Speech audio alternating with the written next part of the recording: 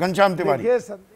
नमस्कार संदीप जी, आपको, दर्शकों को और जांच की आंच पड़ेगी किसी पे। मैं धर्मेंद्र प्रधान जी जो शिक्षा मंत्री हैं उन्होंने अभी ट्वीट किया है, उसके कुछ वाक्य पढ़ना चाहता हूं। नीट परीक्षा में किसी प्रकार की धांधली, भ्रष्टाचार या पेपर लीक की कोई भी पुख्ता सबूत अभी तक सामने नहीं आया है। पहली बात। दूसरी बात, वो कह रहे हैं कि काउंसलिंग जिस तरीके से हो रही थी उसी तरीके से काउंसलिंग होगी।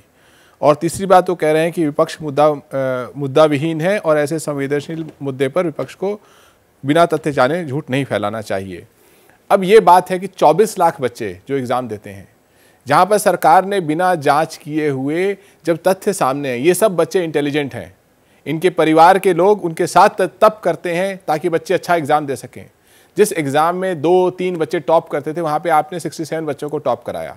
जिस एग्ज़ाम में लगभग 20 से 25 हज़ार बच्चे 700 650 से ऊपर नंबर लाते थे, वहाँ पर आपके चलते, आपके इस धांधली के चलते लगभग 80,000 बच्चे 650 से ऊपर नंबर ला रहे हैं। तो इस एग्ज़ाम के मेरिट की इंटेग्रिटी समाप्त हो जाती है।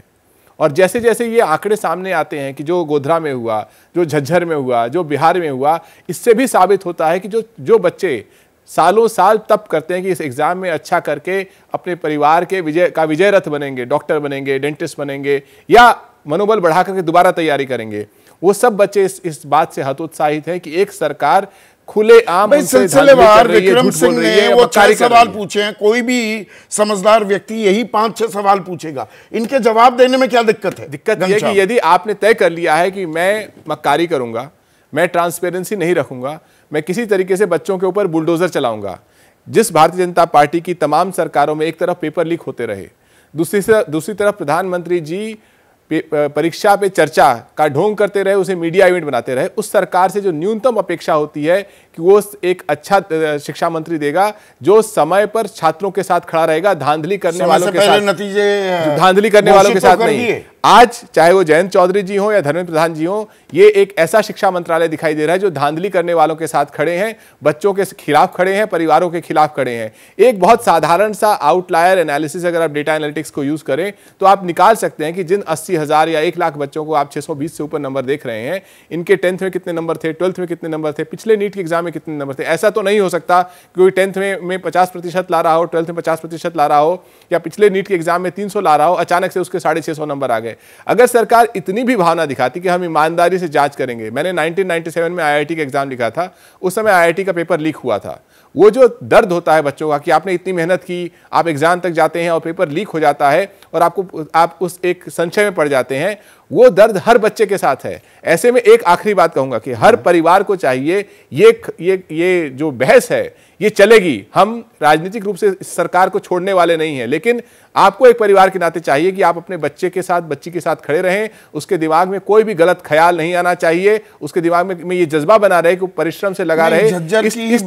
इस तरह की घटना में कोई भी बच्चा कोई गलत काम न उठाए। दुनिया में ऐसा कोई भी इम्तिहान नहीं है जिसके फेल होने से किसी को आत्महत्या के बारे में सोचना पड़ता है। ये बात हर परिवार को अपने बच्चों को बताना चाहिए और इस समय परिवार को अपने बच्चों के साथ खड़ा होना चाहिए।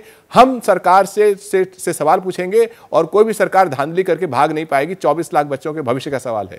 झज्जर का जो ये झंझट है, इसी का ही जवाब मिल जाए, किसी ने वो कम से कम वो जहमत उठाने की कोशिश की क्या? 6 बच्चे टॉपर हैं उस सेंटर में, वहां MNOP सीरीज के पर्चे बांटे गए जो देश में कहीं नहीं बांटे गए।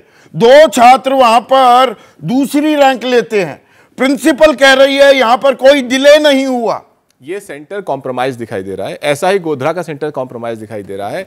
जवाब हमारे सामने है, लेकिन अगर शिक्षा मंत्री खुल के बोल रहे हैं और शिक्षा राज्य मंत्री खुल के बोल रहे हैं कि कोई धांधली ही नहीं है, ये जो 1563 बच्चों को दिखाया जा रहा है, ये इस पे लिपापोती करने का तरीका है। सवाल केवल 1563 बच्चों का नहीं है, सवाल ये है कि जिस इम्तिहान में 3 बच्चे टॉप करते थे उसमें 67 बच्चे कैसे टॉप कर रहे हैं। जिस इम्तिहान में 20-25 हज़ार बच्चों का 650 से ऊपर नंबर आता था, उस इम्तिहान में 80-90 हज़ार बच्चों का 650 से ऊपर नंबर। आप क्या बताएंगे?